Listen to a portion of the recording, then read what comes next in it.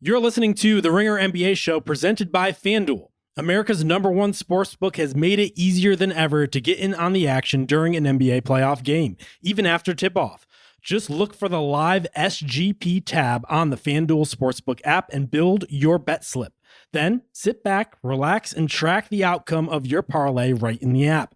And if you don't already have it, download the FanDuel app today to make every moment more. The Ringer is committed to responsible gaming. Please visit rg-help.com to learn more about the resources and helplines available and listen to the end of the episode for additional details. Must be 21 plus and present in select states. Gambling problem? Call 1-800-GAMBLER or visit rg-help.com.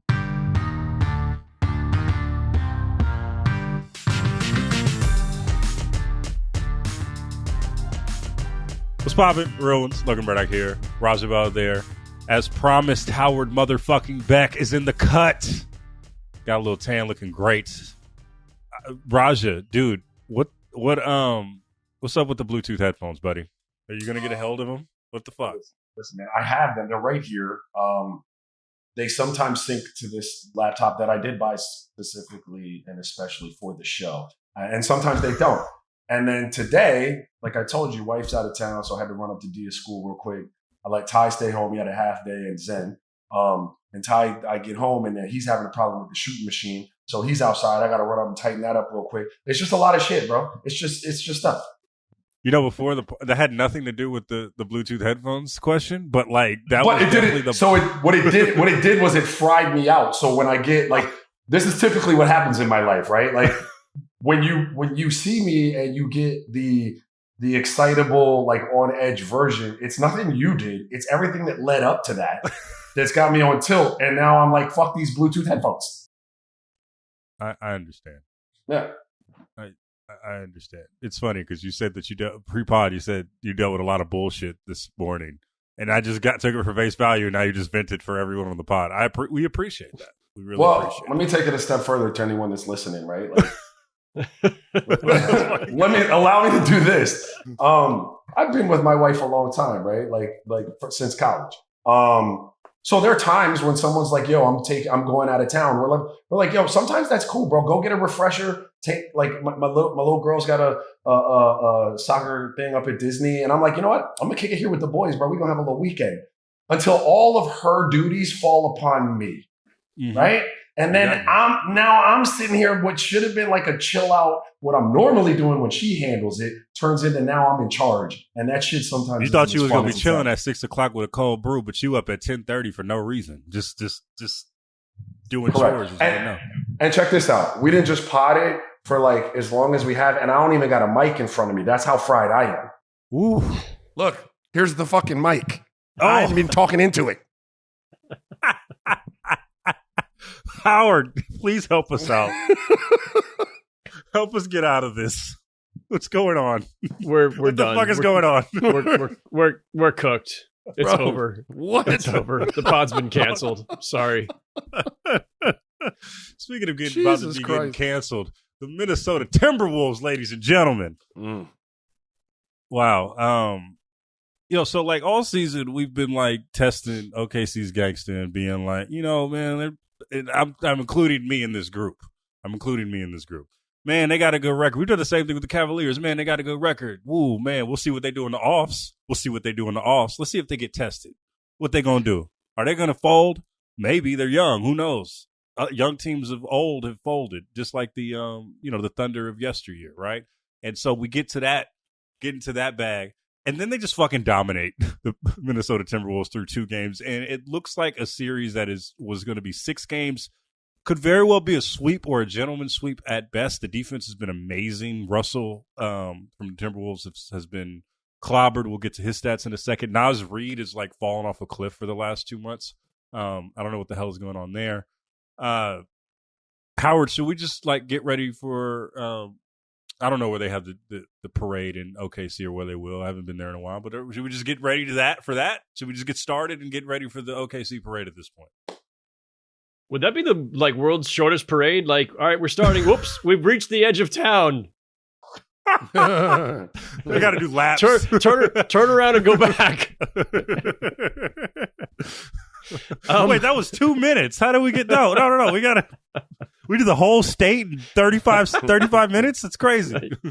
You wake up and you're just Why are we in Norman right now? Oh shit. We're doing nothing to dissuade anybody from believing that we're just coastal elites. Certainly me.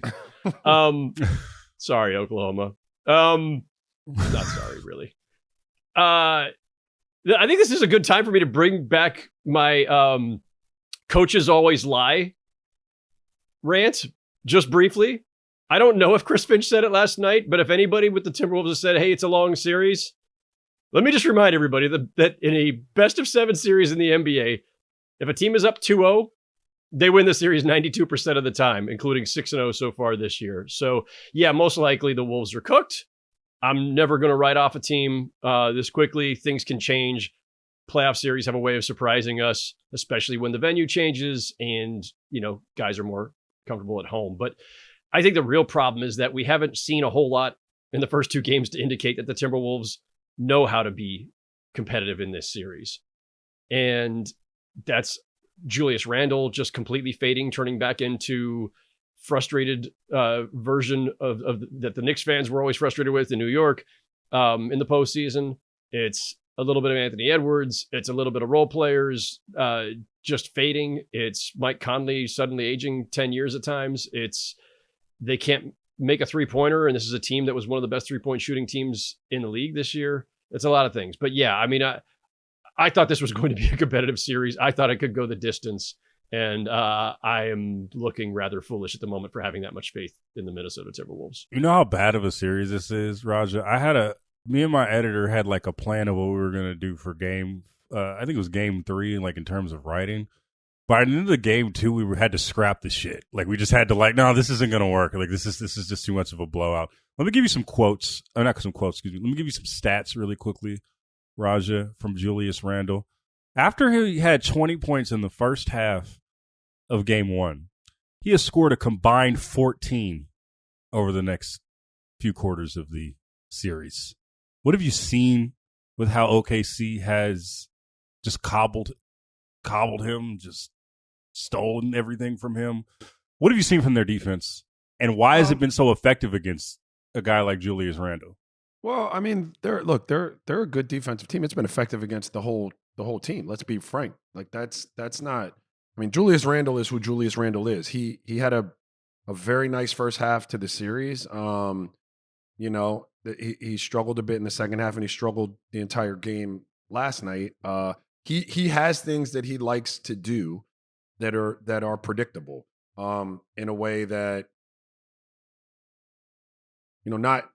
it's not really fair, because there have been some very predictable, like Manu Ginobili was going left, like you knew that, but he had so many little variances to going left and little ways to get you leaning right that would bring him back left, and you knew he was going left, and he could still cook you like that. So it's not really fair to Julius Randle, but he has a predictable skill set.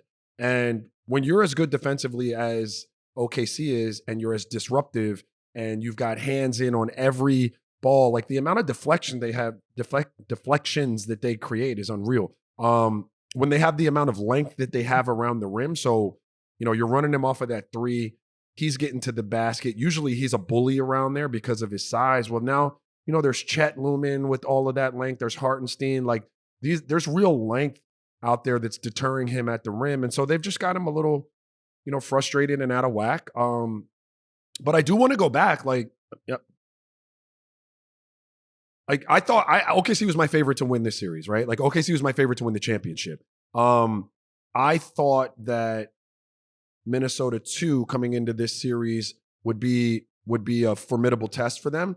They have been largely through 6 quarters, 5.5 quarters. I mean, these games have been right there for a while, and then OKC just opens it up on them, right? So like there's an avenue to it, but OKC is just really good, and when they ratchet it up just a little bit defensively, I mean, they put it on you real quick, dude. Yeah, and it's just that's why I think this series is going to go so fast, because even I was talking to somebody within the group chats last night, And it feels like even with this offense, say Ant gets his groove and he has a 50-pointer this series, I still think like that's a game OKC wins by like 5, right? Like it seems like they're such a deep team. They have just like Ant, when he's coming off of a screen, he has Lou Dort on him, and then you switch him on to like J-Dub, who was go from first team all defense to second team all defense, right? And then you have Shai blocking up the paint, and then Hartenstein coming off the bench. Like, it is a ridiculous defense. I just don't see, and we talked about this, Raj, and you alluded to it, this is the predictability of Minnesota's offense. Like, how do you can't change that on the fly, right? Like, that's what I think the biggest conundrum that they have is that they can't change their ways on the fly. Especially in, like, that's why I think OKC is so good coming out of halves, because they can stifle Minnesota and they don't really have a reprieve. Yeah, they also have more people that can generally create for themselves. So like in game 1 when Shai was struggling, you got him off the ball a little bit. Jay Will is able to create. He's able to take people off the bounce and collapse defense. And you can withstand Shai kind of going to sleep offensively for a while because they have more playmakers out there, more people that can genuinely like create a play for someone else. Look, I've said this last playoff series. It's holding true again this playoff series so far. It held true against the Lakers a bit. Even though Ant has grown, he's matured, he's gotten better. There's still things that you throw at him that look confusing to him and he doesn't have an answer for like right away. And that's okay. He's young, he's learning. When you have the type of pieces that OKC has defensively that you just talked about, like Lou Dort and Jay Will, and these guys aren't giving you free looks coming off of screens. This sounds corny, but these dudes are fighting. They're fighting over screens. Like they are physical in a way that doesn't give you much space when you come off of these, right? And Ant typically, that's why I said on Russillo's pod that I'd like him to get to the mid-range a little bit more. And I know analytically speaking, people are going to kill me and shit like that when you ain't play no fucking basketball. Like when you are living predictably on a 3 or the rim, as a defender, I have landmarks. I know where you want to get to. The rim, that's a landmark for me. I put my back up against that. You can't go any further to the baseline. For threes, I put my toes on the line, and it's a landmark. Predictably, but when you're operating in that mid-post space where you'll pull up at any time, or you're getting to Shai where like he might get all the way to the rim, or he might just stop and raise up in the air. It's hard to guard that. Ant looks stymied by the way they're asking him to play a little bit, which is 3 or to the rim. And last night I thought he did a decent job of saying, man, fuck that. I'm just going to get aggressive real quick and get to a spot. Now it didn't wind up being consistent enough scoring, but like that's the way you're going to have to play against them, bro. This isn't going to be traditional. Hey, they're going to give me a 3. They're fighting over those screens, bro. Like they're not just going to keep gifting you towing the line threes. And it's going to be difficult to consistently score at the rim with their level of defensive prowess. I liked that they got him to the mid post a little bit in an area off the block where it was going to be hard to double. I liked that he took the ball and went there occasionally. But like you're not going to be able to live with just shooting threes or getting to the rim against this defense. Well, that's what I think about Raj, and I'm going to get to Howard in a second because I do have a question for you about OKC and just team building aspect. But I want to stay on this point with you, Raja, real quick. I remember when I was reporting out an Ant story last summer going into the Olympics, and one of the things that some of the coaches on the Timberwolves staff was saying was they're showing him film of Kobe specifically for this moment, right? And I think just Kobe in the post and Kobe and how he just kind of seeks out matchups, right? And I'm thinking about the series against you guys in 2006 where it feels like for the first 4 games, Kobe was kind of thinking the game through. He wasn't, what you guys did a good job of it by game 5 was making him become a scorer. But for the first 4 games of that series, he was a guy that was thinking through in the post, passing to other guys, becoming a ecosystem within the ecosystem of an offense. And I don't know if Ant is there yet. I think he's developing those tools. I think Kobe was maybe 28 by that time, but Ant is trying to figure that out in real time, but he's just not there yet, right? Like he can get to the post, But I don't know if he could consistently become an ecosystem yet from the post. And I think that we're seeing him kind of mature into that, but he's not quite there yet. Yeah, well, you're talking. Yeah, I mean, I would agree to some extent. Like you're talking about overall development, and that does not come overnight, right? I did like what Ant did last night. The other answer to what they're doing defensively, with all eyes on you, is what he did early, which was just accept it, attack, create the rotation for the defense, and then spray the ball. And he did that really well. He just wasn't getting the type of support that you would need from the others by way of shot making.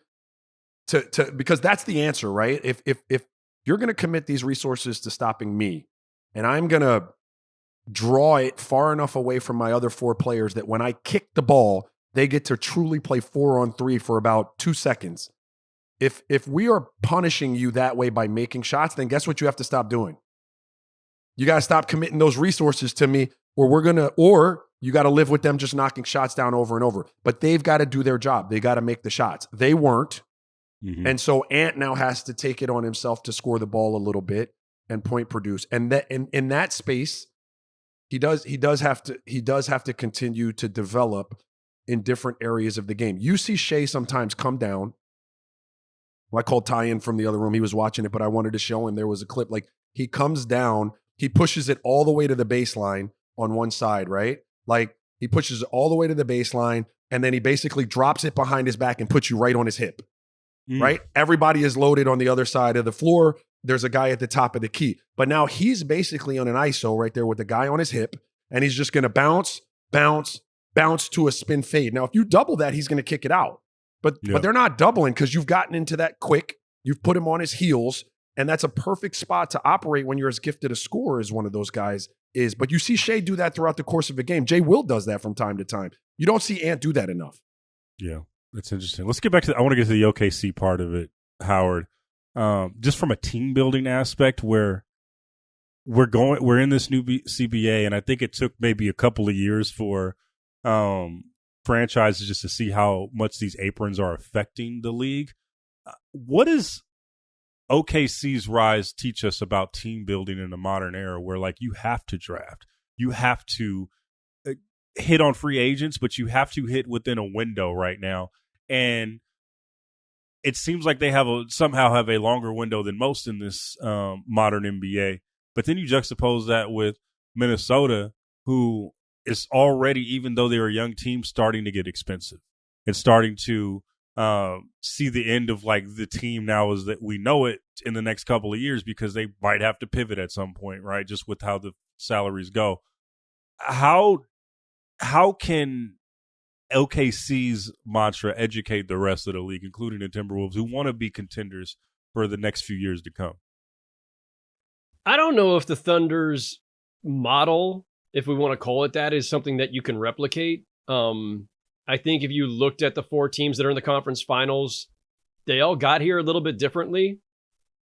The one thing that we know, I think we know for sure now, is that you're not winning a championship in this era with this CBA with the old super team model of we're just going to go out and get a bunch of expensive dudes who are all making the max, 2 or 3 of them, 4 if we can somehow pull it off. Like that's just not realistic anymore. And it wasn't realistic for most of the league anyway, which is why the league created this system, right? Only a handful of teams could pursue that model because you need to be in a glamour market or a big market. Sam Presti, it's interesting. The Thunder were the one team that voted against lottery reform when they finally changed the odds. And the reason for that was the Thunder, as the smallest of small markets, basically their view was you're taking away one of the biggest tools a small market team has to get. Yeah, we can't get elite talent in free agency. They're not coming to Oklahoma. They're not coming to Memphis. They're not coming to Indianapolis. They're not coming to Charlotte. They're not coming to all kinds of places in the NBA. So if you're Oklahoma and if you're any of those other teams too, and you're looking at, well, I can get a superstar through free agency. Nope, not likely. Trade, they might refuse to sign an extension here. They might refuse to show. They might just whatever. They might tell the team that's trading them, don't trade me there, and they might honor that. So what are we left with? How else are we getting elite talent that can anchor a championship contender? So that's why the Thunder voted against lottery reform. They wanted that tool still in the toolbox. And they lost that vote, obviously, 29-1. But what the Thunder have been doing since then is exactly what we've all seen, right? Sam Presti making all these moves to keep acquiring a shit ton of draft picks, the most probably in the history of the league at any given time, and made some really smart moves along the way. Like, lest we forget, their newly crowned MVP was acquired, of course, in the Paul George trade. Shai was the overall, 12th or 13th pick in the draft that he was in. There was, that's like, even if you were the Thunder if you had picked him where he was picked, this was not a tanking model, right? He wasn't a top 1, 2, 3 pick. He was late lottery. But they saw something in him. A lot of people with the Clippers also knew that there was something special. I mean, Doc Rivers said that, he asked Kawhi, are you sure you want to trade for Paul George? Are you sure? The Shai kid is kind of good. Yeah, and the Clippers were really loath to give him up, but that was what the deal cost. And then, of course, one of the picks that they got in that deal became Jalen Williams. So, 2 of your 3 best players right now by resume were in that deal, but neither of them were top 5 picks. And then Chet was the one high pick, right? And, Book's, still out, jury's still out on what Chet's going to become. He's really good. He's a valuable player for them. Their free agent pickups were Isaiah Hartenstein and Alex Caruso. All right, cool. A starting center and a 6th man. I mean, obviously both those guys could be starters for a lot of teams, but they were complementary pieces that you put on afterward. So can somebody go out and try to do this same thing?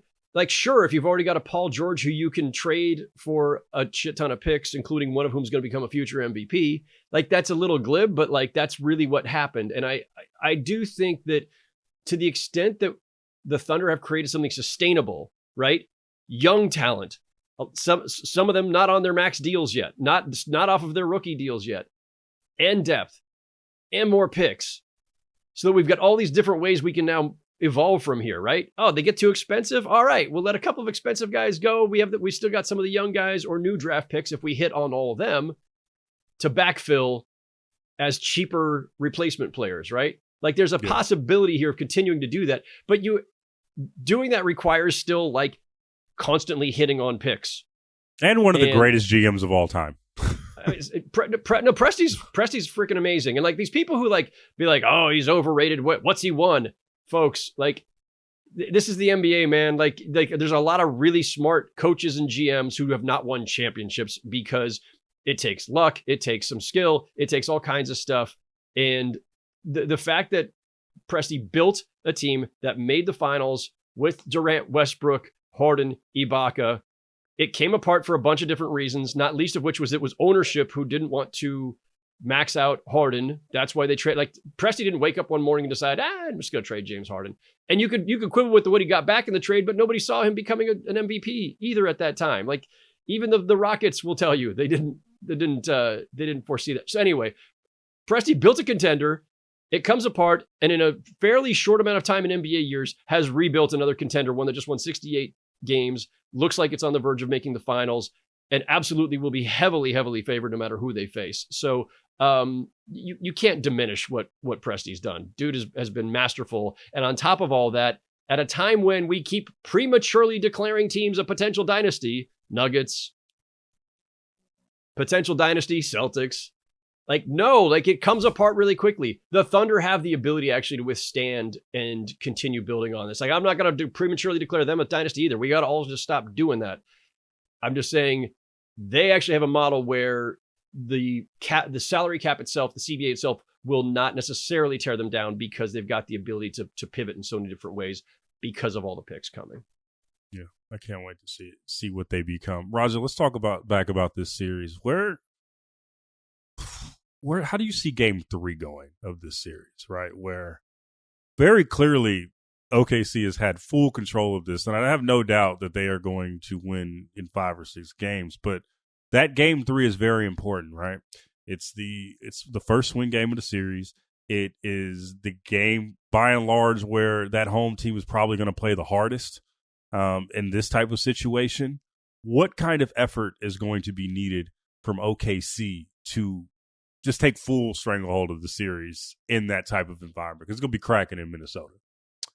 Yeah, I mean, yeah, Minnesota, what you're going to have to do is, I would imagine, is weather the storm that is going to be Minnesota at home for the first 6 minutes of the game, right? And then if, you know, if you withstand that, then you settle in and you hoop if you're OKC. OKC is so disruptive. I just want to be clear. Like, you can watch even in playoff series teams defensively that are pretty good. They're not as physical, as present, as disruptive, as deflection-y, not a word, but like as It is Oklahoma now. City. They're all over you. They are swarming. They are taking a swipe at any ball that is presented to them. And you just don't see that all the time in the NBA. Like, a lot of stuff is given in the NBA until it's time to really sit down and guard before you get into your primary move or the shot goes up. Like, these dudes are contesting everything. And that's always going to give them an opportunity. So, like, what they need to do is continue to turn the ball over. It's a huge part of who they are. Conversely, like, Minnesota has to take care of the ball. I think they gave up 22 points off of turnovers last night. And OKC only gave up 10 points off of turnovers. Like, I mean, that's 12 points, but it was a 13, 14 point game. Yep. So they're going to need to continue to turn the ball over. They need to continue to, like, build that wall that I'm telling you is kind of stymieing Julius Randle at times, and definitely has had an effect on Ant. They need to keep building that and then just be long, active, and punitive around the rim. And again, all of this is going to be flip side. Minnesota, you need to put your head down, dude. Like, you need to put your head down. You're either going to have to make an incredible amount of threes and shoot a good percentage at that, or we got to find a way to produce in the paint. Yep. Got to break bread or fake dead. I mean, I think that one of the things I keep thinking about this series, Raja, is I keep thinking about a guy that's not even in the playoffs or in the series at all. A guy by the name of Nikola Jokic.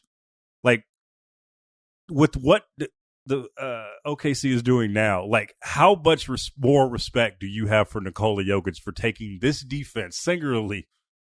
He had some help a little bit, but certainly taking this team to 7 games. Yeah, look, Nikola Jokic is amazing. And let me preface what I'm about to say by saying this isn't meant to take any credit away from Nikola Jokic, the player. He's incredible, amazing.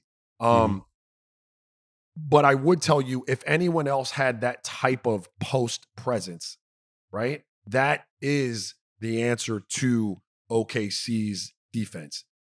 So much of what they do is perimeter-based pressure, deflections, disruptive of your offense. If you can play behind that, which is what Denver could do, like, theoretically, right? Like, say if you're looking at a defense, you've got the ball at the top of the key, right? There's this wall. I've got a bunch of ball pressure. I look to my right. There's someone in a gap, half denial. There's someone to my left, gap, half denial. I can't make a clean pass. I don't think I can drive it. We want to play behind that. Yeah. In the post a bit. But nobody has that guy. And so while it's not Jokic was brilliant and he could do it better than anybody else could do it. But having someone that you could throw it into and play from the inside out is a better recipe for playing against them than trying to play them from the outside in. That's why Denver always has a shot if they can somehow find a way to retool, just because of that guy right there, and they can always be a factor within the Western Conference. Because what you said, I mean, there's, Denver, I think about, like, their post presence, but also if you think about the other post presence, and like Anthony Davis, but he's not on a team that's going to be good enough to beat OKC, right? Like, but who else is there that you can think of in the Western Conference, right? That's why I think Denver always has a shot, and, like, we'll see what they do. But you got to think, if you're Denver, we just got to regroup and we'll be fine. Like, we'll be right in the things. We just got to settle down, even after all the smoke is there, because of those reasons. Stay healthy. There was something, Howard, that I saw recently, like a comparison throughout this series, comparing this year's Oklahoma City Thunder to the 14-15 Warriors. And I thought it was interesting. I don't necessarily agree with it, but I thought it was an interesting comp. And I want to get your take on this. But the reason why I think it's wrong is because I think that the Warriors had a bit more of a balance between young and old, with Iguodala and with Sean Livingston and guys like that. guys that have played at high levels. Not to say that OKC doesn't. They had Caruso and Hartenstein, but I think Iguodala was a better player in terms of free agency pickups, and he was really huge for them. You had Bogut and different vets like that.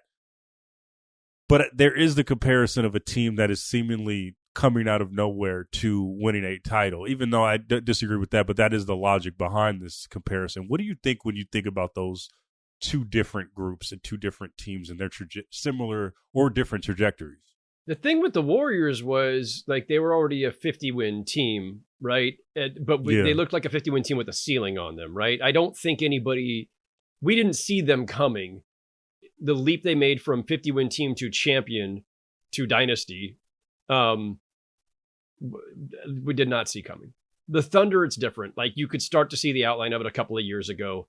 And then they led the West in wins even a year ago, right? This has been more of a chartable rise where they went from, rebuilding team to competitive to really intriguing to great, but not ready to make a playoff run to now making the playoff run. Like theirs is like more of the traditional path to championship, assuming that they win it. The Warriors made a leap that nobody saw. Remember there was ESPN had its grid of everybody making their preseason predictions and only exactly one person picked the Warriors. So that was Ethan Strauss famously back in the day. And that was it. And, there's a reason for that, and especially at that time, right? Like we weren't, everybody was still on the, can you win a championship shooting a ton of threes? Is a Steph Clay, a combination? Is that the way you win a title? Draymond doesnn't score. Like how are they going to get, easy buckets? It was all that stuff. We weren't ready to recognize what the Warriors were at that time. The Thunder, it's just obvious. I mean, they were the Thunder preseason. The Thunder feels like a continuation of what the old Thunder should have been, right? Like it just seems like they just broke that ceiling. It's basically by and large the same model. But the Thunder were the preseason favorites to win the West, and I think I don't know if they were preseason favorites to win the championship, but the Warriors were not preseason favorites at the very beginning of their run. Yeah. They were later, obviously. So I think they're really, really different. I don't know who made that comparison, but I wouldn't have gone there. I mean, I think and besides that too, the Warriors, they drafted their core three guys, but as you mentioned, Livingston and Iguodala, Bogut, Barbosa, all the other guys who were on the early team, those were guys that they picked up along the way. The Thunder are so heavily homegrown, and I would even sort of include Shai in that because they picked him up at a time when he was still really young in his trajectory. He became a star on their watch. He was not a star they acquired. And I think one of the other things that's really interesting is just the kinds of players they've drafted, right? They've got so many guys who can get after it defensively, and some of them can score, some can't.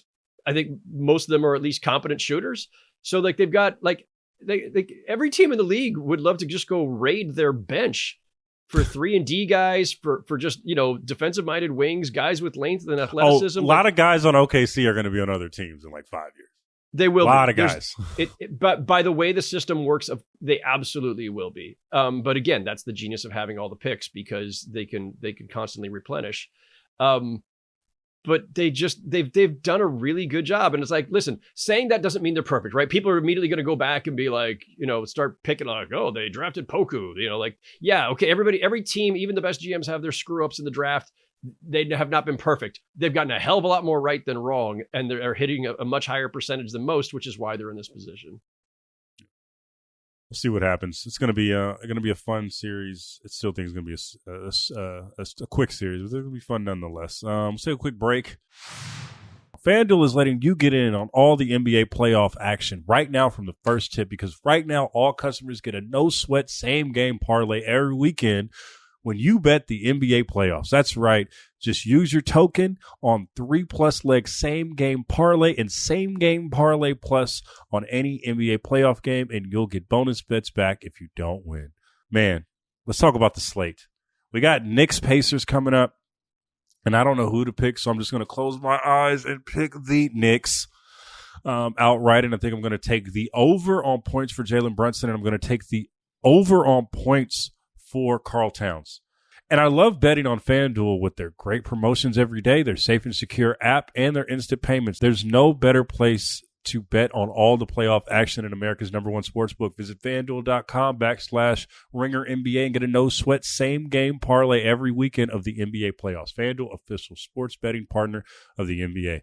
Must be 21 years and older and present in select states, or 18 and older and present in D.C. Opt-in required. Minimum 3-leg parlay required. Refund issued as non-withdrawable bonus bets that expire 7 days after receipt.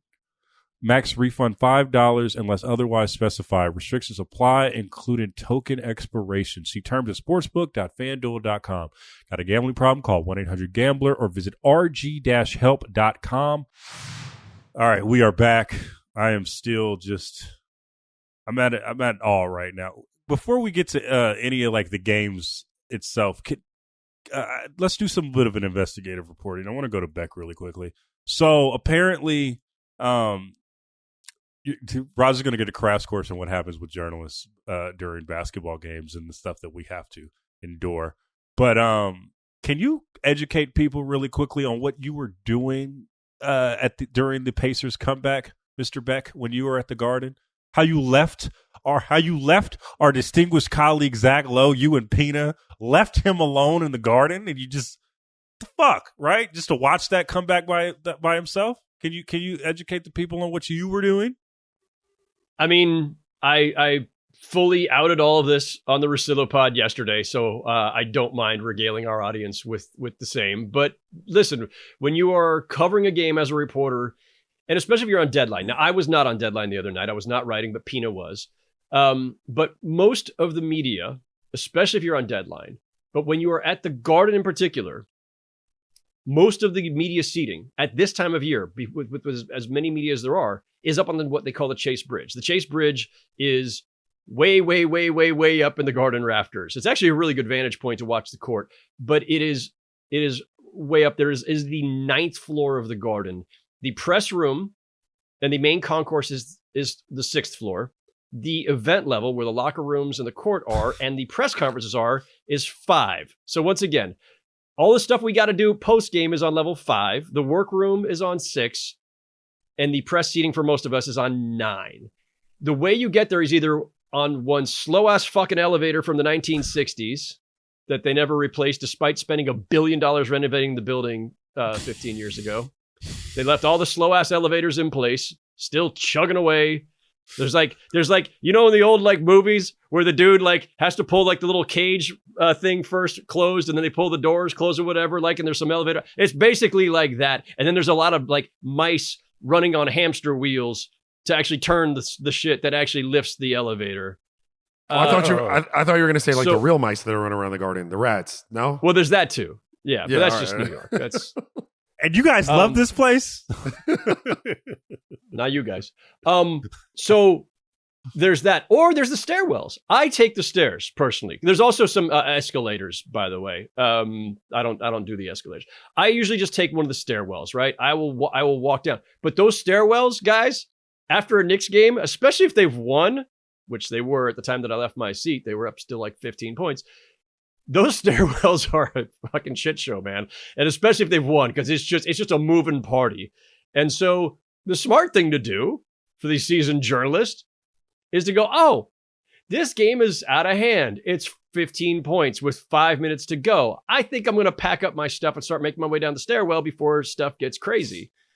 So I did, and Pina did, and James Herbert did, and Rachel Nichols did, and Chris Mannix did, and almost all of us. They're not our teammates, though. Respect to them. I'm just saying. Respect to all of them. Shout out to Rachel. Shout out to all the homies. But they're not our teammates. Many of us thought the wise move at that point was to make our way down to the press room so that we'd be closer to where the press conferences were going to be, so you don't get stuck and then like miss out on being able to do your job or anything. And also just not get stuck in a crazy stairwell. Yes, Zach stayed up there. He noted that Mike Vorkunov from The Athletic was the only other. Mike had been to my left, so there was like 5 seats between them. They're like the 2 left in that stretch. I got down to the press room, and then we're all watching it on TV in the press room, going like, "Oh, well, this is getting interesting. Oh, that's good. Holy shit! What the fuck just happened?" You should have heard. This is the fun part, because like we're a pretty demure bunch, right? No cheering in the press box, no cheering on press row. For the most part, we are pretty contained because we have no stakes in this, but we will react when something spectacular happens. So in this press room that is otherwise quiet, just watching it on TV, got the broadcast on, listening to Reggie and Stan and Kevin Harlan. and that Haliburton shot flies up there in the air, hanging in the air for like however long it was, drops back through. The explosion in the press room of like, oh, was like, like we all just like lost it because it was like, holy shit, who saw this coming? Plus, in real time, we, like Tyrese Haliburton, thought it was a 3, thought the game was over. And plus, we're all going like, oh my God, did he actually just do Reggie's choke? So like, we're just like, what the hell?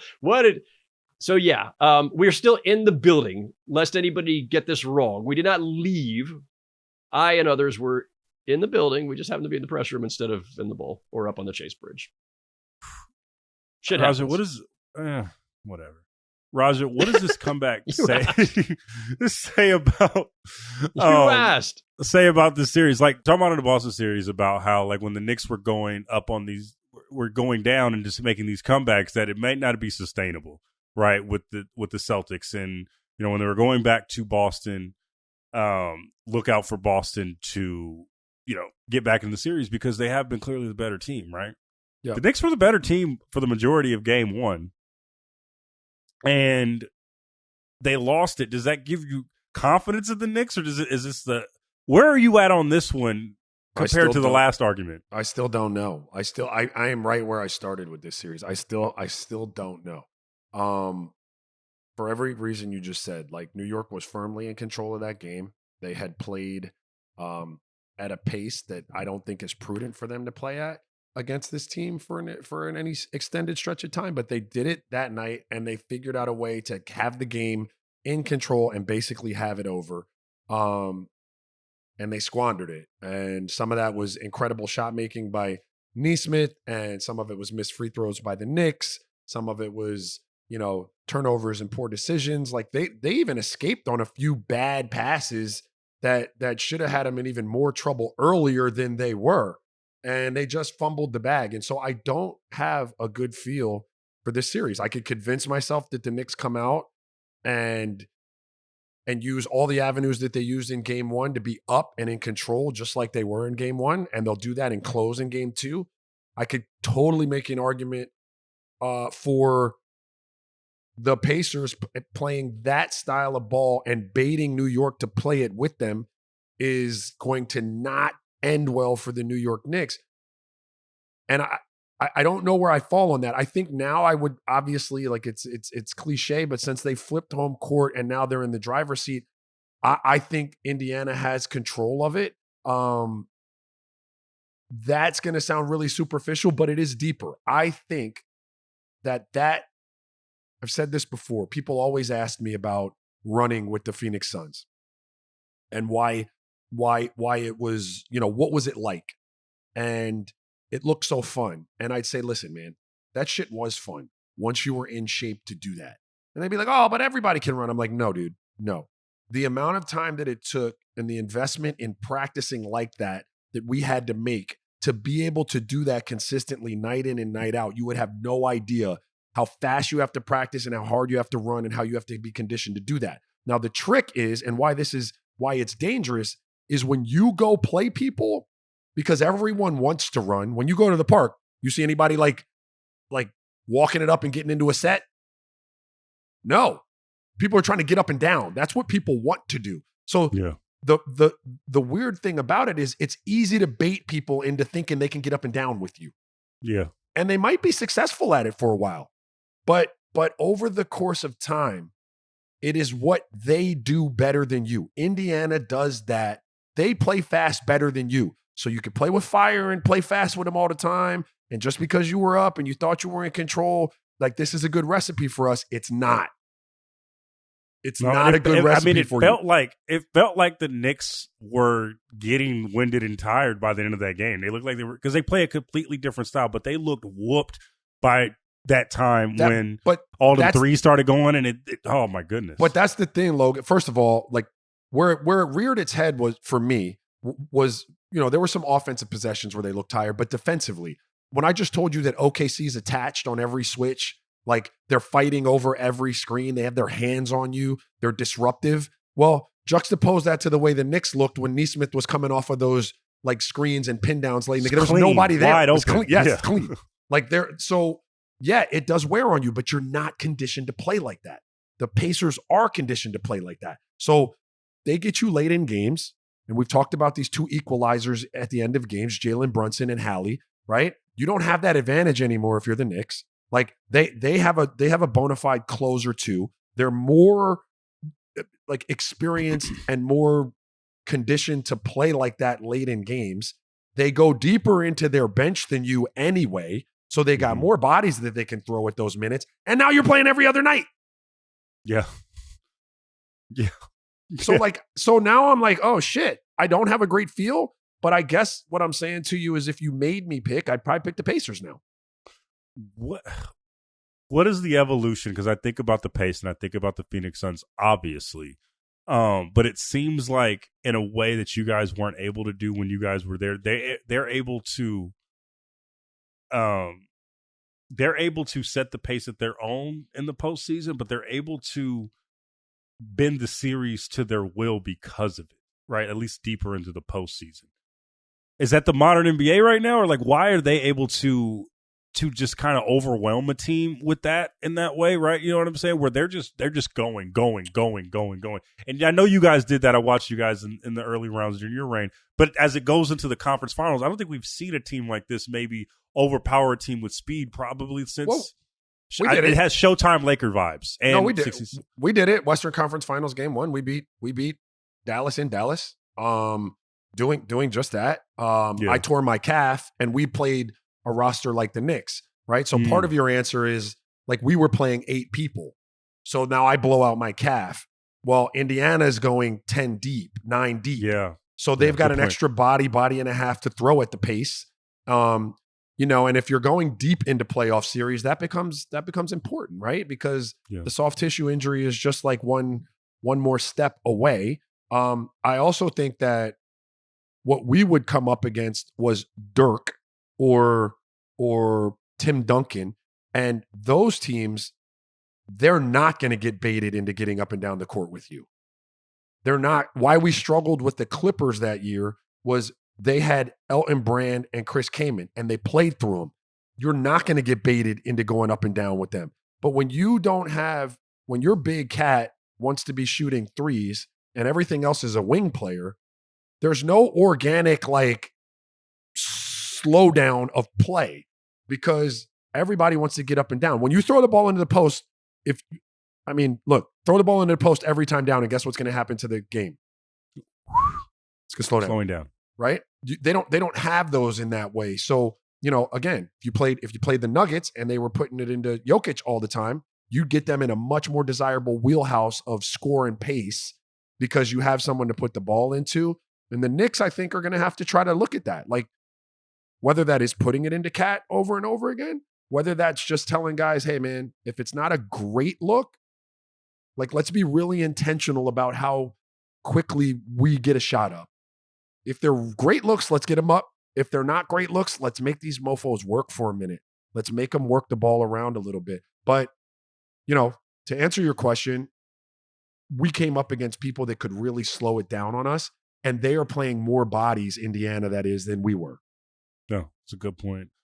Howard, what is Tyrese Haliburton showing the world during these postseason? Besides the fact that he's not overrated. Not overrated. There were a few overrated chants the other night. That was fun. I bet they shut that shit up by the end. Yeah, just a bit. Dude is fearless. He is a killer. He's not afraid of taking the big shots. He's not afraid of missing the big shots. And he's not afraid of taunting the whole city of New York, 8 million people. Bro, he's such an asshole. At a game 1, he could have taken a 2-pointer to tie the game. He ended up dagging it deep. But his ass ran to the... He was in the paint. He turned around and went back out. That was the wildest shit I may have ever seen. That was so outrageous. That was outrageously disrespectful.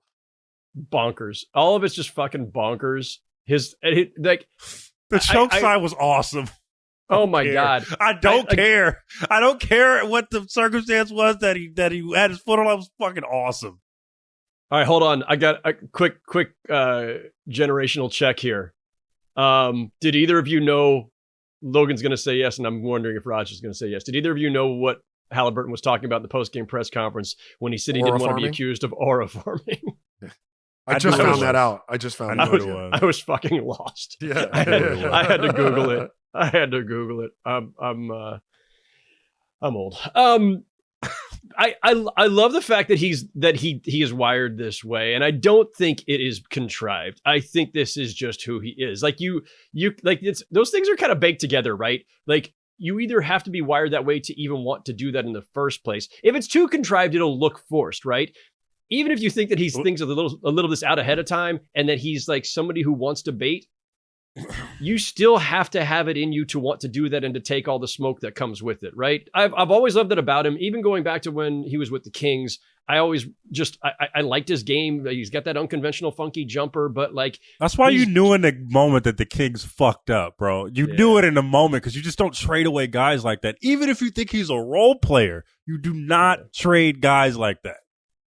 He's just got, like, I'm sorry, in this era of everything being trackable, rateable, metricable, he's got these intangibles that you can kind of see. It is like people hate it saying, oh, swagger, all this stuff. Nah, that's some of that shit's real. And Haliburton had something to him. You could see it early on. It has grown as he has grown over time, as this team has grown around him over time. And that infuses the rest of your crew with that confidence too. That's Raji, not even swagger. While it is swagger, I'm gonna say this like as the biggest compliment I can. That is obnoxiousness. That is just pure. That is in all of its greatness. And I'm really trying to rack my brain. Steph's got that level of obnoxiousness where you're like, who would do that? Jordan Poole is obnoxious at times where you're like, dude, that doesn't make any sense. Hey, Jordan Poole's a little shit. I will say that. Like, he could be a little shit. Yeah, I say that affectionately. But I'm not saying that they're all the same quality of player, but the way their brain works, the arrogance that is ball, LaMelo has that where you're shooting shots and you're like, dude, no one in their right mind would think that they could pull that off. Handing the ball to Cat at the end of the game. Like, yeah, you can't get a shot off in 0.2, but still, like, who does that? I fucking love it. No, look, I love it too. I was never blessed with that level of confidence. I was a confident dude, but like, I can't even wrap my mind around going, Raja, you got this floater / layup and you look up. Now, mind you, this is happening so fast that this motherfucker, you are on top of the rim. You look at that shot clock and say, oh no, whole shit. Let me get back out to the 3-point line. What? Bro, that's why like the choke side was so gangster. Because at the moment you got to think about it. He thought that he ended the game. He didn't have, bro, he did that on the road in the Garden and said, you know what? Fuck overtime. I'm about to go take this. You know who else had that shit? Larry Bird. Yeah. Larry's some wild stories about Larry. MJ, for sure. Yeah, but like I get what you're saying, Raja, where it doesn't necessarily have anything to do with ability. Ability does play a part in it, but it's the sheer attitude of like, I just don't give a fuck about you. Yes. Like I don't. Yes. I remember you talk about Jordan Poole and him having this. I just want to tell a quick story. This is probably and I wrote about it. When he was like a teenager, or maybe a teenager, like a young teenager, he was probably like 13 or 14 years old. He used to go to the rec center, and I believe he was from Milwaukee. And it was like a run that his dad used to do. And he used to cook them old dudes and talk so much shit that they wanted to fight him. Yeah. That is the type of shit that Haliburton is on. Like, come fight me, bro. Like, I don't care what you say. I'm going to say the most outlandish shit. I'm going to hit it in your face to the point where you're pissed. But what the hell can you say? Because I'm winning. I'm winning. God bless you. I was never wired like that. Like, that's, I respect it, though. You respect it till you get your ass whooped. Because there comes a point that can't happen in the NBA, motherfucker. But you running around in gyms with grown men running your mouth, and you get your ass whooped. That part. But he ain't gonna be running around. this is why NBA players are different, though, because it ain't the NBA of, like, if he was doing this shit in the 80s, he would get his shit. Like, he would have to fight. Like, Jordan had to fight. You know, these people, LaMelo would have had to fight. John Starks headbutted Reggie Miller, so, you know. Yeah. Again, another guy like that. Reggie Miller was another guy like that. The other guy who would do the same move and run to the 3-point line to win it. Reggie would do that. You're right. And like all this shit, like Steph does this shit, the flailing and stuff, and like this girl's mad punchable face. I'm getting really triggered right now. I'm sorry. All right. All that said, Logan, we love it because this, like, the theater of the game matters to the spectacle of the game matters to the personality. I don't want a bunch of Kawhi Leonards running around, right? Like, totally. The reason we have a reference point of Tyrese doing Reggie all these decades later is because Reggie did it in the first place. And what happened in that series, by the way, Howard? I believe the next one. My guy Tommy Beer, who writes a Substack, mostly Knicks focused, had actually a great deconstruction of this today. People can go look it up. I think it was one of his free posts, but it was about the idea of Reggie Miller being always labeled like a Knick killer, but like in a lot of the bigger moments, like he had a lot of big moments, but they'd either lose early in the series. And so I mean, both things are true, right? Like, if you have those moments, it's because you took them down at that moment. If you lost the series, fine. I think the series ledger is pretty close, but like, whatever. Like, the moments happened, and it doesn't have to be a 100%. He was somehow undefeated against the Knicks. Like, yeah, he was a Knick killer at moments, and he did it at the Garden, which every player will still say is like a really special place to have performances like that. Haliburton just had a huge one. We're going to be replaying that one for years and decades to come. And 20 years from now, some punk kid with the Pacers is going to be like doing what he considers to be the Haliburton, maybe not even realizing it's actually the Reggie Miller. Or the Sam Cassell. Yeah. I'll take the choke sign over the big balls dance. I'm not mad. Hey, I know it's finable. Right? And in Haliburton's case, it wasn't finable, but I'm gonna take the Sam Cassell over. But not the Sam Cassell though. That was what wasn't that from like Major League? Who was it? Now you're getting out of my wheelhouse. That was Pedro Serrano, wasn't it? We're locked in. Pedro Serrano did he hit the home run and trotted around. Yeah. Okay. Anyway, hey, Roger, get in your bag. How about you get in your bag? Someone might have done it before him. I don't know though. What the hell are we talking about now? Oh, sorry, you had a point to make, Howard. Go ahead. I'm sorry. No, that was it. We're good. Okay. As this series continues, and there's a stat that I want to. I don't want to mess up her name. And she was on Blue Sky, and she's great. I would say Kurthika. She was great. She had a great. I think it's Kirthika, and I'm not even going to try to attempt. Yeah, but I'm not attempting her last name. I'm going to at some point reach out to her to make sure I've got the pronunciation right before. Love to her. Follow her on Blue Sky. She's great with the stats. She's great. She had a stat. She's awesome. Yes. Tyrese Haliburton is 5 for 6 when taking a shot to tie or take the lead in the final 90 seconds of the fourth quarter and overtime this playoffs. That is tied for the most such shots in a single postseason since 1997. Raja.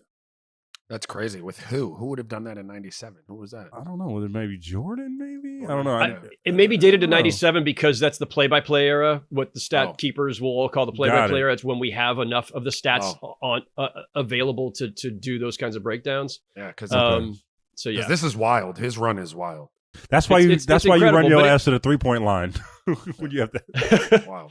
But this was the whole thing with coming into the series. I thought, like, man, you don't want any of these games to be close if you're the Knicks because Haliburton can do that shit. But then you could go like, oh, you don't want these games to be close if you're the Pacers because Jalen Brunson can do that shit. So like, that's why I think it's still going 7 games. I have no feel for the series. It's 1 game. Yeah. We'll know more tonight. I'll be there for sure. All right. Are you gonna be on the Chase Bridge? Or are you gonna leave at the second quarter? We'll see what the score is with 5. Always beat traffic. Always. I thought we were gonna get dude. Always avoid the crowd and beat the traffic, dude. Roger, what time do you leave the Miami Heat game when you the rare time that you go to the Miami Heat game? Mofos know if they're with me, whatever game we're at, no matter what's happening, midway through the fourth, we are out. We are not messing around. Raja be hella mad when he has to see someone post game. Like when you had to see Stevie Nash post game, I know you were hella bad. No. I'm good with that, right? Because like if I'm standing waiting for you post game, then I'm going to out the probably be traffic. there 45 to an hour after the game's over, and I'm good on the back end. But like my kids will be looking at, we go to like Hurricane games or like, we go to mostly football games, and I'm looking at people. They're like, "What?" I'm like, "Get your shit. We're leaving." I remember I pulled a Beck. Me and Beck are apparently famous for this, like going to post game and dipping out like before the tip off. Friend of the show, Sam Amick, roasts us every time. In regular season games, not in regular season games, not in playoffs. But this happened to me one time. I went to a Warriors Jazz game, and I left before the tip because I wanted to go home. I would watch it at home. It's so much easier to watch it at home. Leslie, we're spoiled in that way. But I get to my car, and his fan is getting out of his car, and he's like, "You're leaving?" And he couldn't fathom, like, "You're leaving this? You're leaving the Warriors game?" And I'm like, "Yeah, I gotta go." And he was like stuck for like at least a minute, like, "Can't believe you're leaving," but shit, gotta go. Gotta go fucking go home. Gotta go. Fuck. Gotta get over this bridge. Anyways, that's enough talk for now about the series. Cliff in the bubble, how you doing, buddy? Fellas, what's good, man? It's a Friday. I'm feeling good. Sunny in Philadelphia today. Happy, Shout out man. Left Eye. Shout out, rest in peace, Left Eye Lopez. Shout out Philly. She from Philly? I didn't know that. Is she from Philly? Born and raised in Philadelphia. I thought she was from Atlanta. Okay, shout out to her. She moved down there to get famous. Okay, as most people do. Anyways, let's get to this first question. Speaking of Miami, get real about the Miami Heat. This is from CJ Socito. I hope I'm pronouncing that right. Hello, real ones. As a Miami Heat fan, this season did not go the way I or many South Floridians wanted. Getting swept in the first round was demoralizing. Even worse was the embarrassing Game 3 blowout with Shakira sitting on the sidelines, which should be seen as unacceptable. My question to you guys, number one, what will the team realistically do based on the past few off seasons and Pat Riley's press conference? Number two, what do you guys want to see the team do? What are your pre-pie in the sky wishes based on the current roster and makeup of the team? Who would they seek out and who would fit the roster? Who should be traded, etc.? While the current Miami sports scene is dreary, I'm happy I've got a couple real ones to listen to during a long summer. Also, go Panthers. Thanks, CJ. CJ. CJ, 305, baby. 305 in my yayo. Dade County, baby. Okay. What was I going to say? I think that best case scenario, like, you somehow get Giannis and you're right in the title contention. I think that's something that Pat Riley would love to do. It's not going to happen, but I'm just saying the best case scenario, Howard. What the worst? It's funny because like what they should do is like kind of retool around Bam, but I don't know if he's the guy to necessarily retool around. So do you break it down? But I just can't see a world where Pat Riley just admits defeat like this and just regroups. He's going to go star chasing and try to figure out. He'd rather be in the middle than to just admit defeat and go into the lottery. So I think that's what's probably going to happen. He's going to probably tread the middle until a star comes available or somebody that he believes fits in with the culture becomes available, and he's going to go try to trade for him, and then they're going to go right back to a version of what they were with Jimmy Butler. Like it's such a tough spot for them to be in, right? Like Bam is really good, but Bam's not a number one. I could argue he's not necessarily even a number two. Like maybe he's best as your number three because he's more of a defensive anchor and, versatile player, but you're not relying on him to carry you night in, night out offensively at all. They need a franchise star. Like Jimmy Butler was their guy for a good 5-year run, and then things went sour and they had to trade him, and you got Andrew Wiggins and a pick. Shout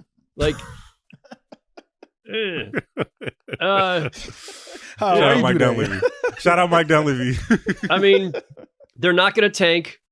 Certainly at this stage of Pat Riley's career and the stage of his life, he's not tanking, as Logan mentioned.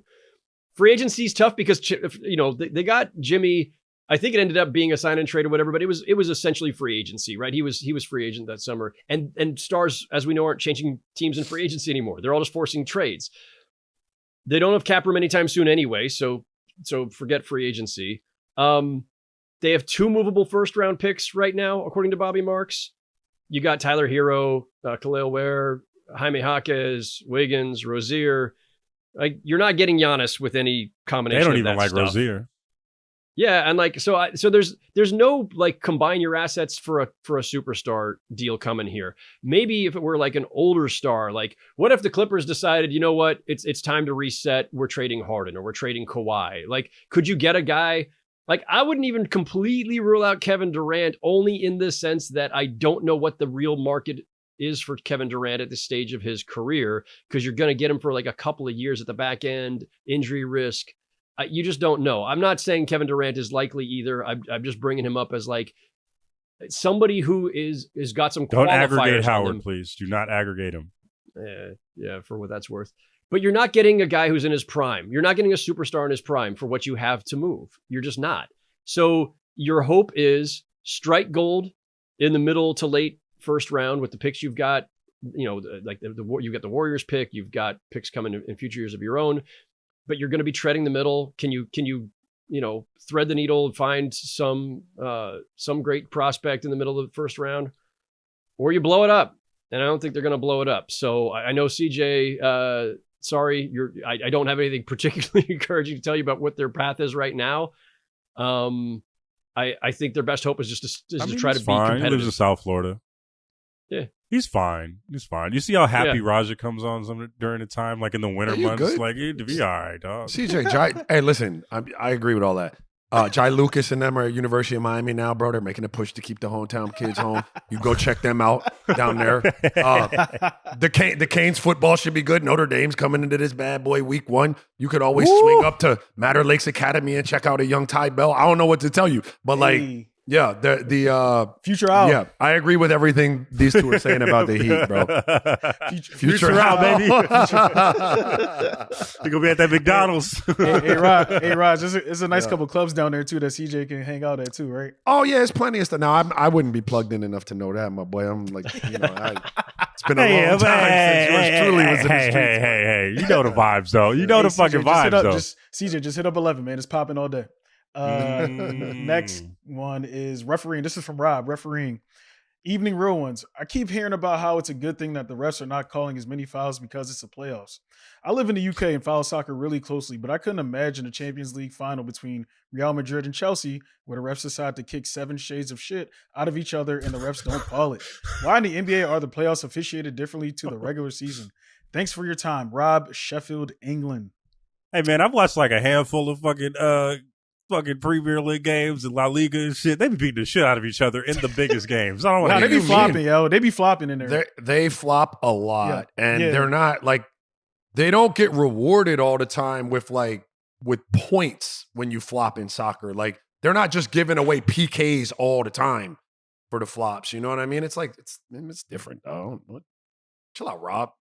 Wait, well, let us hoop. Let us hoop, Rob. We out here for some physicality, man. Like nobody's.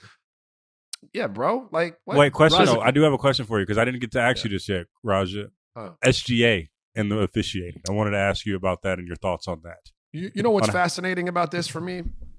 My sons and the media push. Like, the media is fascinating, bro. Social media is fascinating.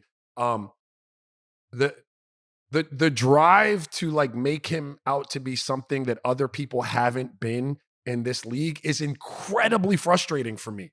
Like my sons are in here showing, oh, look at him. I'm like, every scorer in the NBA who's led the NBA in scoring, guess what they did a whole hell of a lot of times? Shots of free throws. Shot free throws. Why is he different? Well, the aesthetics of it are different. Like, yeah, dude, I watched them in game 1 not call fouls for him for a whole half. I did. Like, people are going to tell me he went to the free throw line, and he did. But there was plenty of stuff that he was trying to get that they didn't give him. Look. When he flops, I call it a flop. I'm not saying you reward all of that flopping and flailing. Like I've said Brunson is hard to watch. Jokic is hard to watch when they do it. Luka is hard to watch sometimes when they do it. But there's some when you've done a good job as an offensive player of creating something that is illegal. And when you can master that and it's illegal and you take an advantage by drawing the foul, like I don't see the problem with that necessarily. But neither here nor there. The way the media is trying to portray him like he is doing something different than anybody else has ever done to earn fouls, really, and that he's being given something that they haven't been giving is incredibly frustrating for me. I think that's more fans than media. I think that's more fans than media, Raj. I think it's like a lot of people from various fan bases on social media, like trying to, like, who are pissed off and frustrated by it. You're right. You're right. I mean, well, you're right. That's why I qualified it and said social media, because I said media at first, but it's more on socials, right? And that's the narrative that's being driven.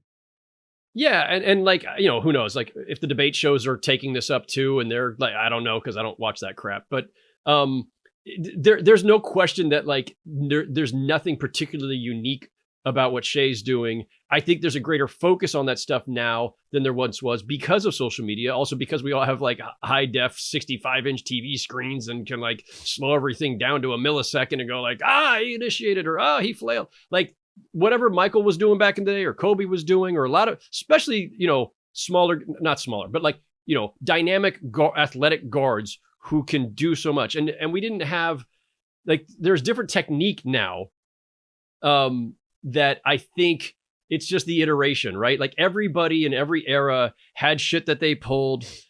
And that includes big men too, with some of the stuff they would do in the post, or trying to get rebound position, or locking a guy's arm, and all that stuff, the hand on the hip. Like, there's always been, you know, some of the dark arts involved.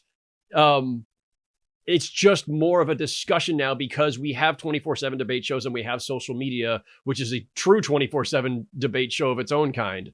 So I don't know, but Raj, actually, the listener's question, I was going to say like reader, Rob says, why are the playoffs officiated differently than the regular season? And I'm not sure I accept the premise, so I wanted to throw this at you. Do you think that the playoffs are actually differently officiated? Absolutely. Like they if I didn't see it with my naked eye and know what I was looking at because I'd been in it so long, I could tell by the reaction that you get from the people that are getting fouled in just utter disbelief that this isn't a foul. And the reason they feel like that is because they're conditioned for it to usually through the regular season be rewarded. And now they're not getting rewarded for it all the time. So I do think it's ref different, but I'm telling you, I'm okay with it. Like, I like a more physical brand of basketball, but I don't think it's really truly debatable when you watch some of these games and the level of physicality. There was a play, man, it happened right in the, I want to, damn it. I don't remember what it was. It was SGA, but someone had him like bottled up, like right around half court. He had just crossed over half court. The amount of times that he got bumped, pushed, shoved, and they didn't call that, they don't typically let that go during the regular season. Even Brunson's had to deal with some of that with Nesmith on him last game, where like he's trying to get where he wants to go. And this is hand-to-hand combat. Like, these dudes are literally like hand-to-hand combat. They don't let that shit go all the time in the regular season. Yeah, for sure. I mean, Steve once told me, and I did this piece on at last year's finals called The 7 Commandments of Playoff Scoring. And I interviewed a lot of people for it. And one of the commandments was just embrace physicality, because it's going to come no matter what in the postseason. And one of the great quotes that Steve said was, all the bullshit is eliminated in the postseason, right? Like, all the ticky-tack fouls, they pretty much just call it like very, I wouldn't say they're more honest, but if they called more fouls in the postseason, it would be 7-hour games, because there's just so much more physicality inherently in the postseason. I got a quick stat for you guys. The personal fouls per game in the regular season this year was 18.6, two teams combined. What do you suppose it is right now in the playoffs? Was it 18.6 or 18.5? 20.1. It's 20.5. So they're calling more fouls per game right now than they were in the regular season. Yeah, that's so how's that for a counterintuitive stat? Take that for data. Yeah, I mean, that's so interesting, right? Like, the human element of it is like, yo, it's more, it's like it's just more physical, and they call less fouls, right? Because you ask any player down the line, that's what they're going to say. They play more physical too, right? So like, yeah, and you're not going to call everything, right? Right, and the more physical, look, the more physical a ref is going to be with a whistle, meaning the more he's going to let you get away with, the more typically the more physical it's going to get. Because me as an offensive player, I'm like, all right, I got to get into bully ball. Like, we got to, and that is going to generate more foul calls. So like, to me, it's not counterintuitive that stat would go up, because like the game is, because of the way they're officiating it, it's being played a lot more physical. Yeah. I will say this too, real quick. Like, you're getting to the best teams, right? You have the 16 best, which is then down to the 8 best, the 4 best. And those also tend to be some of the best defensive teams. You also have most of the elite offensive players who are just good at either getting away with shit or drawing contact or whatever. Like, you're going to perceive the game a little bit different when it's the 4 best teams left. Yeah. And the refs have to deal with a higher level of talent there, where guys are good at either playing without fouling or playing physically without necessarily fouling, because it's not whether you make contact literally. It is, does it affect the play? Does it affect Do you the make shooter? it illegally? Right. Yes. Right. So, like, there's a lot of little nuance to this stuff that is not just like, oh, they just let everything go. I also do think, though, psychologically, if not policy-wise, because I don't think it's policy. I don't think the league is saying, go, let more stuff go. I think it would make sense to me, if you were a referee, that the stakes being higher, you're going to want to defer a little bit more to let them play through it than insert yourself as much, because the stakes are higher. You're like, I could see them doing it just a little bit differently, even subconsciously. I don't know if that's fair or not. I'll have to, if I run into Monty McCutcheon again tonight, I'll have to ask him. Yeah. Wait. Speaking of refs, and I got one more question after this. Raja, what were your feelings when you saw Scott Foster get fucked up last night? I got no beef with Scott Foster, man. Okay, I don't know. I mean, a lot of people do. A lot of people do. You want Raja rooting for a bloody nose? I don't want anybody to get hurt. You know what's wild? Chris Paul was courtside that game because, of course. People are mean. Cliff, one more question. Let's do this one. I was saving the best for last. This is from Curtis Young. Russ's fault. A piece in The Athletic about the end of the Nuggets season and several lines took shots at Westbrook's play in the series-ending game. I did not watch the game, but wonder about the media's propensity to place major blame for team failures on Westbrook. In the learned opinion of the Real Ones experts, was this Russ hate deserved? Wait, first, before he goes there, I want to just first to go to Roger, because this is Roger's question. What did he say? The propensity to place major blame for team failures on Westbrook. That's amazing. That's amazing prose but right there. But remember, he's blaming the media for that one too. So, which is that's fine. Yeah. I'm talking about the prose of the question was very impressive. Shout out to him. Yeah. Okay, Roger's revving up. Roger, I'm just gonna sit back. I'm just gonna relax over here. I'm listen. I know we're gonna do it. What's the movie? Yeah, you know how I am. What's the movie? It was Half-Baked, right? I know what everybody thinks I'm gonna do. They're gonna come in here and like, I'm not gonna do it, dude. You're not gonna get me today, bro. I'm like 99% out of this pod, dog. I got shit to do. Not about to do that. Not about to do that, man. He was Let me just do this. I think the listeners are actually just like every week somebody's No. Stop. Let him I'm gonna get him going. Let him cut. Someone's clear out. He got the ball to win. Clear out. What year is Russell Westbrook in? Someone, I don't have it in front of me. What year is he? 16. 16. Is that accurate? He's in year fucking 16. All right, he's in year 16. Did he play well in the fucking series? No. How are we doing? We're moving goalposts, dude. We're moving goalposts. In what world does the person that's in their 16th year that's on the minimum contract get blamed for a failure of a damn team? That is unworldly. We don't do that to anybody but Russ. It's crazy. I feel like I'm taking fucking crazy pills. If you don't like him, fine. When do we blame the 7th string wide receiver for like fucking up a series? Like, when do we do that? The backup quarterback gets blamed for not winning the Super Bowl.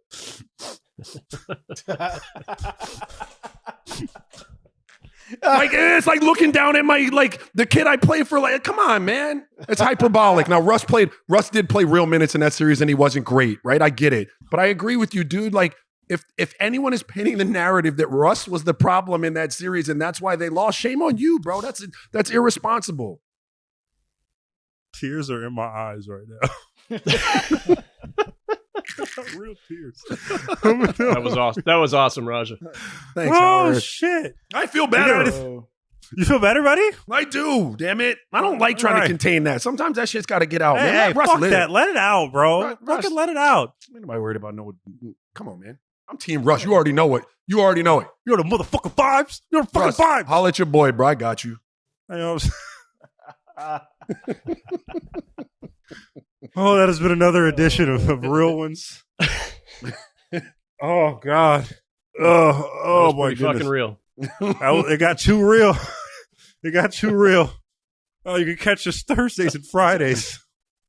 Only on the Ringer NBA feed. No, but real talk. Let me go back in. Like, it's like Cliff. We got a bad episode, right? Me, you, and Howard were shit. Or like me and you did your job and Howard was shit. Or you and Howard did your job and I sucked. And we're blaming Logan Cliff. was definitely shit, right? Yeah. We're blaming Victoria. We're blaming Victoria. Like, what? Come on, yo. I'm blaming Ben Cruz. Definitely Ben Cruz's fault. Connor Nevins, what the fuck, dude? Oh man, okay. I think that we can wrap up. That's been another edition of Real Ones. So you can get all this when you tap into realonesmailbag@gmail.com, baby. Realonesmailbag@gmail.com, realonesmailbag@gmail.com. We do this every time that Howard is on the program. Shout out to the U, shout out to Miami, shout out to the Yay. Shout out to New York and Brooklyn and all the the places that I don't know, Williamsburg. I don't know where the hell Howard be at, but anyway, Carroll Gardens, baby. Anyways, we'll see you guys on Monday. Shout out to Victoria. Shout out to Cliff. Shout out to all the homies. Bye.